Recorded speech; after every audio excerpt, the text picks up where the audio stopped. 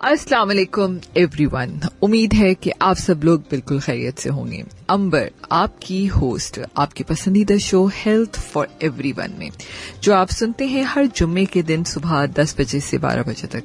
और सामीन, आप जानते हैं कि हम अपने इस शो में मुख्तलिफ डॉक्टर्स को मदऊ करते हैं और आपकी सेहत से मुतालिक मुख्तलिफ सवाल जवाब करते हैं। आज का हमारा शो डॉक्टर ज़ियाउद्दीन हॉस्पिटल की जानिब से पेश किया जा रहा है और आप जानते हैं कि हम हर फ्राइडे को डॉक्टर ज़ियाउद्दीन हॉस्पिटल के मुख्तलिफ डॉक्टर्स के साथ सेहत के मौज़ूआत पर बात करते हैं। आज हम बहुत ही एक अहम टॉपिक पे बात करेंगे, पावर ऑफ फिजियोथेरेपी। ये फिजियोथेरेपी क्या होता है? बहुत दफा आपने सुना होगा कि फिजियोथेरेपी करा लो, कोई दर्द हो रहा है जिस्म में या कोई मसला है तो फिजियोथेरेपी का नाम हम डेली लाइफ में बहुत जगह सुनते हैं। फिजियोथेरेपी एक ऐसा तिब्बी शोबा है जो इंसानी जिस्म की हरकत, ताकत, तवाज़ुन को बहाल करने और बेहतर बनाने के लिए गैर दवाई तरीकों का इस्तेमाल करता है। चाहे हम अगर बात करें कि किसी हादसे के बाद की बहाली हो या फिर फॉलेज हो या जोड़ों की कोई दर्द हो या किसी पुरानी जिस्मानी कमजोरी की कोई मसला हो, तो फिजियोथेरेपी का रोल बहुत एक अहम है हमारे इंसानी जिस्म में। इस पर मजीद डिटेल में बात करेंगे। इसकी एप्लीकेशंस कहाँ कहाँ होती हैं। समटाइम हमें नहीं पता चलता कि किस फिजियोथेरेपिस्ट के पास जाना चाहिए और क्या लेटेस्ट टेक्निक इस्तेमाल इस वक्त हो रही है। हमारे साथ फोन कॉल पे आज मौजूद हैं doctor Mohammad Usman Khan. He is a consultant physical therapist from doctor Ziauddin hospital. अस्सलाम वालेकुम डॉक्टर उस्मान, आप हमारे साथ कॉल पे मौजूद हैं। वालेकुम अस्सलाम, hope you are doing well, thank you for having me. जी doctor Usman, thank you so much आपका वक्त देने के लिए। डॉक्टर उस्मान, मैं सबसे पहले जानना चाहूंगी और हमारे सामीन भी कि फिजियोथेरेपी, हम बहुत दफ़ा ये अल्फाज इस्तेमाल करते हैं, ये फिजियोथेरेपी क्या होता है? और जब हम बात करते हैं कि जी कोई भी ऐसा पेन जिसमें हमें आराम चाहिए हो, तो उसमें इसका रोल क्या है हमारे इंसानी जिस्म में? अच्छा, सवाल आपका बहुत अच्छा है क्योंकि आपने बहुत बेसिक से स्टार्ट किया है। तो सबसे पहले हमें समझने की जरूरत है फिजियोथेरेपी है क्या। बेसिकली फिजियोथेरेपी एक साइंस बेस्ड थेरेपेटिक अप्रोच है जिसमें हम मूवमेंट को रीस्टोर करते हैं, मस्कुलर फंक्शंस पे, फिजिकल इंडिपेंडेंस पे काम करते हैं। अब इन तीनों चीजों को बारी बारी उठा लेते हैं। मूवमेंट को रीस्टोर करने का मतलब ये है कि कहीं पे कोई प्रॉब्लम आया है, मस्कुलर इंजरी हुई है या कोई दर्द हुआ है जिसकी वजह से हम कोई मूवमेंट नहीं कर पा रहे। बहुत बेसिक सी एग्जांपल, आप वॉक कर रही हो और पाँव मुड़ जाए तो उसे हम कहते हैं हमारे मोच आ गई है। उस मोच से डील करने के लिए हमें उस मूवमेंट को रीस्टोर करना होता है, दोबारा साथ साथ पेन को कम करना होता है। फिर मस्कुलर फंक्शन की बात करते हैं। अक्सर ये होता है कि हम सो के उठते हैं, हमारी गर्दन मूव नहीं हो रही होती, तो मसल्स जो होते हैं स्पैज़म में आ जाते हैं, जैसे कहते हैं गर्दन अकड़ जाना। फिर तीसरी चीज फिजिकल इंडिपेंडेंस की बात करते हैं। कोई भी प्रॉब्लम होने के बाद जहां आपकी फिजिकल इंडिपेंडेंस कम हो रही हो, जहां आप किसी पे डिपेंड करना हो रहे हो या स्टिक ले रहे हो, किसी चीज के सहारे की जरूरत पड़ रही हो, उसको रिस्टोर करने के लिए जो टेक्निक्स इस्तेमाल होती हैं वो बेसिकली फिजियोथेरेपी के अंदर होती है, जिसमें हम एक्सरसाइजेस कराते हैं, मैनुअल थेरेपी होती है, इलेक्ट्रोथेरेपी होती है।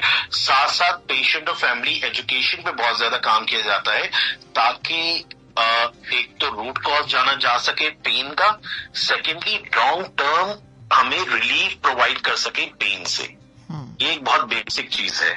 ठीक है, बिल्कुल। अच्छा, अगर मैं फिजियोथेरेपी को लूं तो बहुत दफा ऐसा होता है कि how it is different from taking pain killers ना, क्योंकि हम बहुत दफा दर्द होता है, जैसे आपने कहा कोई मसल स्पैज़म है या कहीं गर्दन अकड़ गई, तो हम फौरन से, हम सबकी जो पहली सोच आती है कि यार दर्द हो रहा है तो पेन किलर ले लो। ठीक है, तो आप इसको कैसे डिफरेंशिएट करेंगे? क्या पेन किलर वही काम करता है जो फिजियोथेरेपी कर सकती है? अच्छा, आपके सवाल में जवाब है। पेन किलर मीन्स पेन को किल कर रहा है, वो उस पेन की सेंसेशन को कम कर रहा है, पेन के रूट कॉज को ट्रीट नहीं कर रहा। तो टेम्पररी रिलीव होता है जहां कोई और किस्म की सेंसेशन आके उस पेन को ओवरडू कर देती है और उसकी वजह से आपको पेन फील नहीं होता, लेकिन इंजरी वहीं की वहीं रहती है। तो आपकी उसमें होता है कि पेशेंट को अगर आप पेन किलर दे देते हो, थोड़ी देर के वो रिलीव हो जाएगा, वो मूवमेंट भी करेगा, लेकिन उस मूवमेंट में मजीद डैमेज होने का खतरा होता है। तो पेन किलर ले लेना इज नॉट अ सोल्यूशन। हाँ, it can be temporary solution कि आपको नींद नहीं आ रही, रात का वक्त आपने पेन किलर लिया और आप सो गए, क्योंकि आपको नींद बहुत इंपॉर्टेंट है आपके लिए। लेकिन जब आप उठेंगे और मूवमेंट करेंगे तो उस पेन किलर के सारे आप डैमेज को मजीद बढ़ा रहे होंगे। कमर का छोटा सा दर्द होता है और अचानक से आप जाते हो, कहते हैं भाई सर्जरी की जरूरत पड़ गई है, या पेशेंट से मूव ही नहीं हुआ जा रहा क्योंकि वो पेन किलर्स ले रहा होता है, तो वो ये समझता है शायद मैं सही हो गया हूँ।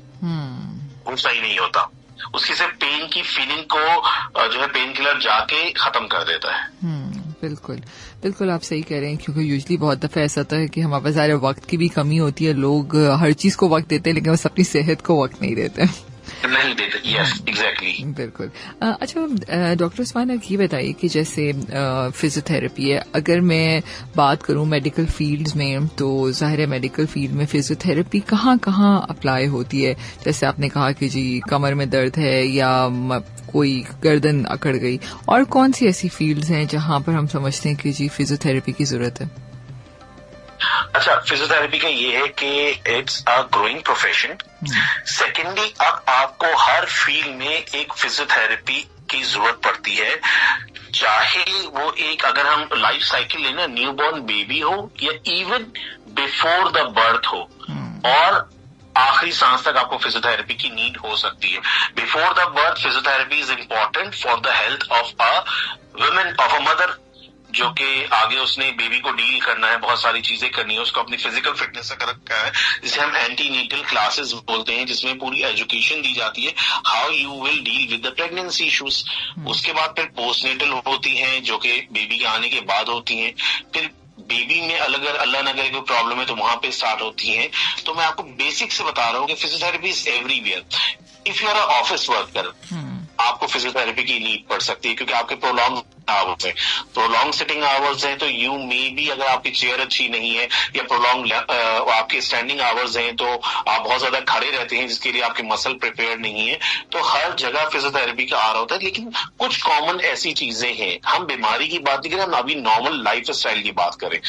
प्रेगनेंसी को बीमारी ले आते, प्रेगनेंसी एक नॉर्मल फिजियोलॉजिकल प्रोसेस है, वो बीमारी नहीं है। सही, इट्स अ नॉर्मल थिंग, तो उसमें भी फिजियोथेरेपी की जरूरत पड़ती है। एक ऑफिस वर्कर है, एक स्कूल गोइंग चाइल्ड है, जो कि 10 से 12 किलो का अपने वजन के आधे उसका बैग उठा के जा रहा है, उसको भी जरूरत पड़ सकती है फिजियोथेरेपी की।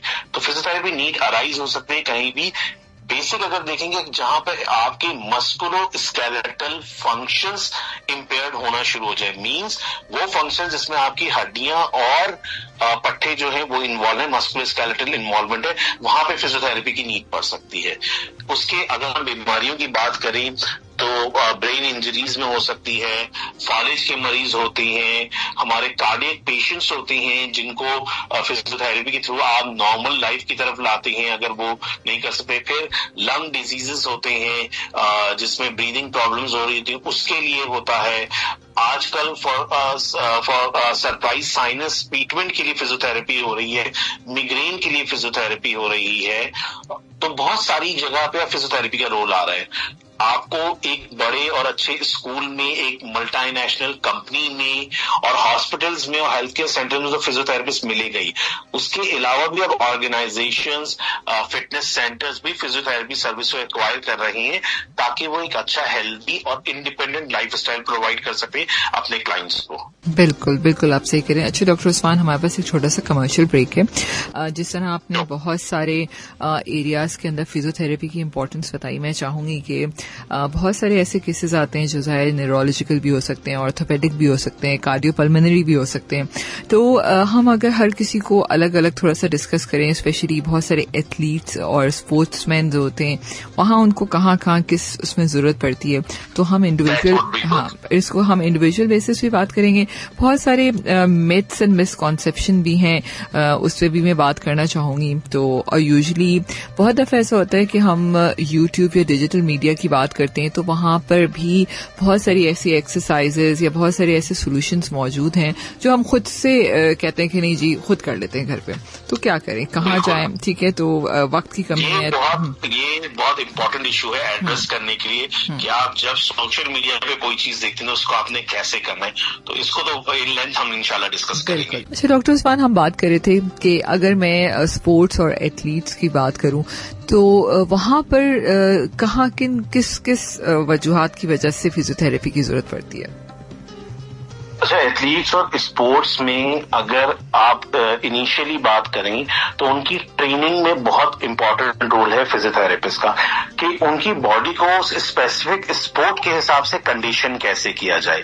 तो ये नहीं है कि स्पोर्ट्समैन या एथलीट को इंजरी होगी तभी वो फिजियोथेरेपिस्ट के पास आएगा।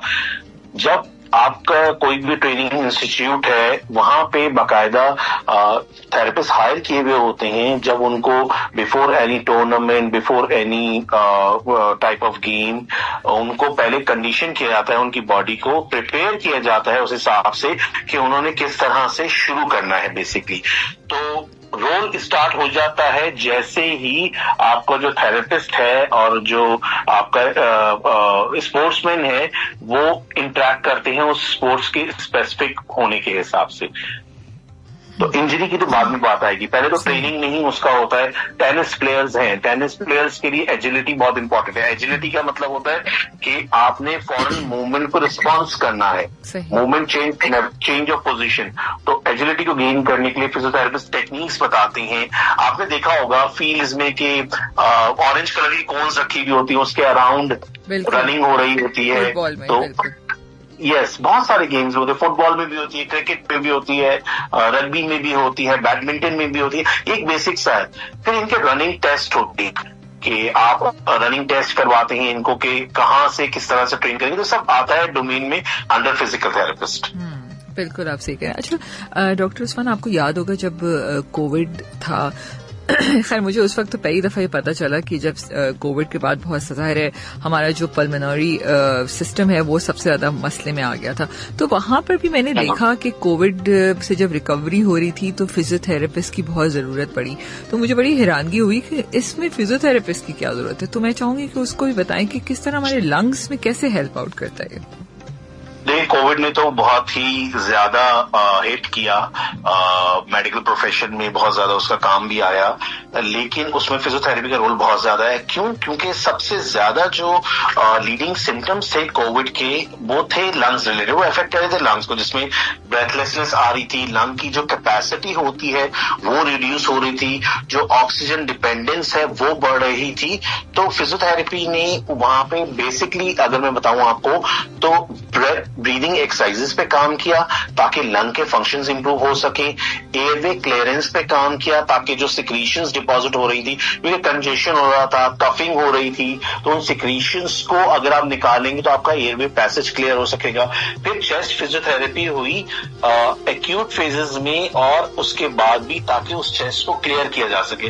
बहुत सारे पेशेंट्स जो है बेड रिडन हुए, आईसीयूज में गए, कोविड सेंटर्स बने, तो उनको उस ब्रीदिंग की डिफिकल्टी हो रही थी, ऑक्सीजन सपोर्ट थी, उसके साथ उनको फंक्शनल ट्रेनिंग कराना, उनको मोबिलाइज कराना, फिर उनको आहिस्ता आहिस्ता एक्सरसाइजेस कराना कि उनकी मसल स्ट्रेंथ दोबारा बढ़ सके, बैलेंस की ट्रेनिंग देना, तो बहुत ज्यादा हुआ। फिर उसके बाद लॉन्ग टर्म मैनेजमेंट आई, जो आपके सिम्टम्स से इफेक्ट किया आपकी बॉडी को, कोविड ने इफेक्ट किया, फटीग जो है उससे बहुत ज्यादा होने लगी, लोग बहुत ज्यादा थकने लगे, ज्वाइंट पेन होने लगा, एक्टिविटी जो है, इंड्योरेंस जो है वो कम हो गई आपकी। तो उसमें बहुत ज्यादा काम किया फिजियोथेरेपिस्ट ने कि स्टेमिना को बिल्डअप करें, फटीग को मैनेज करें और पॉस्चर्स की करेक्शन कराए, क्योंकि सांस की प्रॉब्लम में पेशेंट झुक जाता है, एफर्ट पुट इन करता है, तो बहुत सारे एसोसिएटेड प्रॉब्लम्स हो जाते हैं। तो बहुत ज्यादा काम किया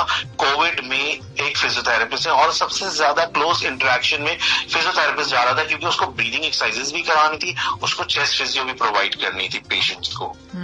बिल्कुल आप ठीक है। अच्छा जब हम बात करते हैं आपकी जो नी के प्रोसीजर्स होते हैं, नी रिप्लेसमेंट्स होती हैं, तो वहां पर फिजियोथेरेपी का क्या रोल आता है? अच्छा, आप बिल्कुल उस पर चली गई, बिल्कुल लास्ट सोल्यूशन भी चलेगी। हम बात करते हैं नी पेन की। सिर्फ जब नी पेन स्टार्ट होता है, नी पेन यूजुअली अगर कोई इंजरी ना हो तो नॉर्मली आफ्टर 40, अगर लाइफ स्टाइल आपका बहुत ज्यादा खराब है, आपका वजन बहुत ज्यादा बढ़ा हुआ है, वरना 40 के बाद वैसे भी आपके बोन्स में चेंजेस आने शुरू होते हैं, ऑस्टियोपोरोटिक चेंजेस आने शुरू हो जाते हैं, ऑस्टियोआर्थराइटिस के चांसेस बढ़ जाते हैं, तो उसमें नी पेन स्टार्ट हो जाता है। होता ये है कि हड्डियां घुर रही होती हैं, हड्डियां आपस में रगड़ खा रही होती हैं, हड्डियों के ऊपर एक पतली सी लेयर होती है, कार्टिलेज की बीच में एक मेम्ब्रेन होती है जिसे साइनोवियल मेम्ब्रेन कहते हैं, ये सब रिड्यूस हो रही होती है, डिहाइड्रेटेड हो रही होती है, तो हड्डियां आपस में रगड़ खाना शुरू हो जाती है। सबसे ज्यादा इंपॉर्टेंट है उसको कि वहां पे मसल्स की स्ट्रेंथ को इतना इंप्रूव कर दिया जाए कि हड्डियों पे से वो बोझ और वो स्ट्रेस हट जाए। तो जैसे हम टेंट लगाते हैं, तो टेंट आपने देखा, जब कोई टेंट लग रहा होता है उसमें रस्सियों से उस टेंट को बांध के खड़ा किया जाता है, ऐसे ही बिल्कुल सही है। तो आप उसके जो टेंट के जो बैम्बूज है उसको कंसिडर कर ले हड्डियां, और जो आप एंकर्स लगाते हैं थ्रू रोप, तो उसको आप कंसिडर कर ले मसल्स और उसके टेंडन्स। तो उससे खींच के अब अगर मसल अच्छी तरह काम कर रहा होगा तो हड्डियों पे स्ट्रेस ही नहीं आएगा, तो हड्डियां अपनी जगह पे रहेंगी। अगर आप टेंट खड़ा करते हो और वो रस्सी लूज होगी, उस तरफ से टेंट गिरना शुरू हो जाएगा। तो उसको प्रॉपरली इन प्लेस रखने के लिए उसमें फिजियोथेरेपिस्ट का बहुत ज्यादा रोल है। उसमें हम बहुत ज्यादा टेक्निक इस्तेमाल करते हैं, जैसे अगर यूजुअली घुटनों में स्वेलिंग आना शुरू होती है, हम कहते हैं भाई पहले आइस थेरेपी करें ताकि उस स्वेलिंग को रिड्यूस कर सकें। अगर पेन है और स्वेलिंग नहीं तो हम कहते हैं हीट थेरेपी करें। उसके बाद नी की एक्सरसाइजेज है, बहुत सिंपल सी एक्सरसाइजेज है जो हम बता देते हैं कि भाई सीधा लेट के स्ट्रेट लेग रेस कीजिए, और घुटने पे चेयर पे बैठ के उसे हम क्वाड्रिसेप एक्सरसाइजेज कराते हैं। स्टैटिक भी होती है, वो क्वाड्रिसेप ड्रिल एक्सरसाइजेज भी होती है। हम कहते हैं साइकिलिंग कीजिए। फिर हम ये बोलते हैं नी को स्ट्रेस्ड आउट ना कीजिए। जैसे पहले का जमाना था, लोग कहते थे कि भाई चलते रहना चाहिए, एक बार बैठ गए तो बैठ गए। नहीं, you need to give rest to your knees. साथ एक्सरसाइजेस कराइए, ये मत सोचिए। फिर सबसे पहले हम मना करते हैं भाई फ्लोर सिटिंग आप अवॉइड करें। आप वॉशरूम जाएं तो इंडियन डब्ल्यूसी इस्तेमाल ना करें, आप कमोड्स इस्तेमाल करें, क्यों आप नी को स्ट्रेस में ना लेके जाएं। आप वॉक करते हुए आप वॉक को उस तरह से प्रैक्टिस बनाएं कि आप ब्रिस्क वॉक कर रहे हैं, रनिंग कर रहे हैं, अवॉइड करें स्टेयर क्लाइंबिंग, अवॉइड करें। अगर आपने स्टेयर्स चढ़नी भी है तो एक एक स्टेप को स्लो स्टेयर्स चलें, और पूरी ट्रेनिंग कराते हैं ताकि जो आपने बात की ना सर्जरी, वो सर्जरी तक ना जाए। अच्छा, फिर बहुत ज्यादा ये होता है कि ये कह रहे थे भाई हमने नी रिप्लेसमेंट कराया, हमारी सर्जरी खराब हो गई। सर्जरी खराब नहीं होती, उसकी रिहैबिलिटेशन प्रॉपर नहीं होती। सर्जरी से पहले भी उस सर्जरी के लिए प्रिपेयर करना पेशेंट को बहुत इंपॉर्टेंट है। उसको कंडीशन कराना कि इस सर्जरी के बाद आपने ये एक्सरसाइजेस करनी होंगी। तो हम उससे पहले एक वीक का प्रोग्राम देते हैं बिफोर सर्जरी। फिजियोथेरेपिस्ट आके पूरा ट्रेन कराता है कि सर्जरी के बाद आपके साथ क्या होगा, वरना पेशेंट उसके लिए उसकी बॉडी कंडीशन नहीं होती। तो दोनों चीजों में, एक नी पेन को अवॉइड कैसे करेंगे, उसको स्लो डाउन कैसे करेंगे, और अगर आपने नहीं किया है और आपके लाइफस्टाइल की वजह से अब आपको रिकमेंडेशन दे दी गई है कि आप सर्जरी करा रहे हैं, नी रिप्लेसमेंट सर्जरी कराएं, तो उसके लिए प्रॉपर रिहैब प्रोग्राम। और knee replacement surgery is one of the expensive surgeries, तो उससे बेहतर है कि हम पहले ही उसको रेक्टिफाई कर लें। तो आपके प्रोग्राम के थ्रू ये भी मैसेज है कि if anyone is suffering from any kind of knee pain, चाहे वो हल्का सा ही है या उसको नी में थकन महसूस हो रही है कि अब वो सीढ़ियां उस रफ्तार से नहीं चढ़ पाता, तो उसका मतलब है कि उसके मसल्स वीक हो रहे हैं, बोन्स पे स्ट्रेस आना शुरू होगा।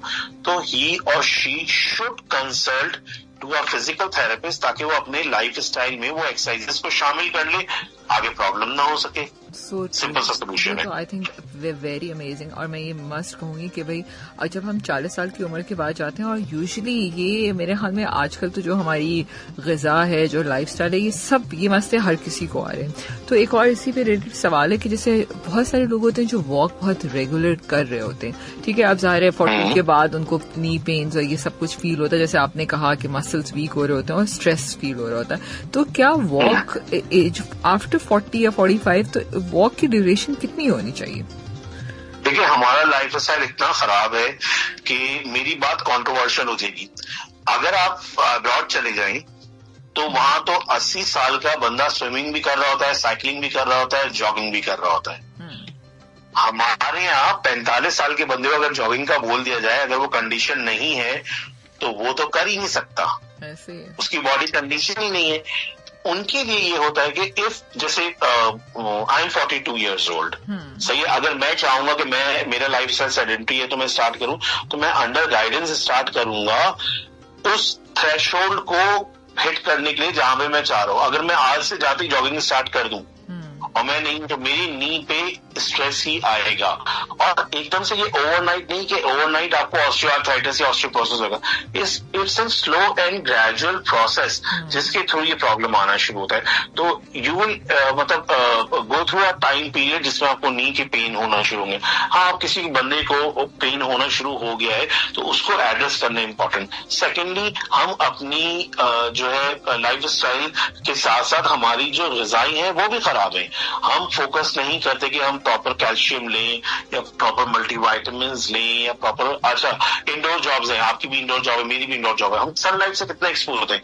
विटामिन डी डेफिशिएंसी की वजह से भी नी पेन स्टार्ट हो सकता है। There are various reason. सबसे पहले हमें जानना है कि रूट कॉज क्या है, ताकि उसको साथ ट्रीट करेंगे तो आपके रिजल्ट अच्छे आएंगे। सो ट्रू, बिल्कुल आपने बहुत ही अच्छी बात कही। और आई थिंक ये ना बड़ा बेसिक सा रूल है, लेकिन ये हम कोई भी फॉलो नहीं करता इसको, और हम फिर अब उस वर्स्ट पोजीशन पे पहुंच जाते हैं कि या तो एंड में हम इंजेक्शंस लगवा रहे होते हैं घुटनों में, या तो फिर सर्जरीज करवा रहे होते हैं। बिल्कुल, देखिए ट्रीटमेंट सब टाइप के होते हैं। फिजियोथेरेपी बेसिकली प्रिवेंटिव ट्रीटमेंट के तौर पे भी इस्तेमाल किया जा सकता है कि आज हम जैसे रेगुलर चेकअप्स आप कराते हैं जर्नल फिजिशियन से, अगर आप अपना फिटनेस चेक भी करवा लेंगे साल में या 6 महीने में एक बार फिजियोथेरेपी से, तो आप एक हेल्दी लाइफ स्टाइल गुजार सकते हैं। बिल्कुल, thank you so much doctor Usman, बहुत बहुत शुक्रिया आपका। आपसे इंशाल्लाह ताला फिर बात होगी। अपना बहुत ख्याल रखिएगा। अल्लाह हाफिज।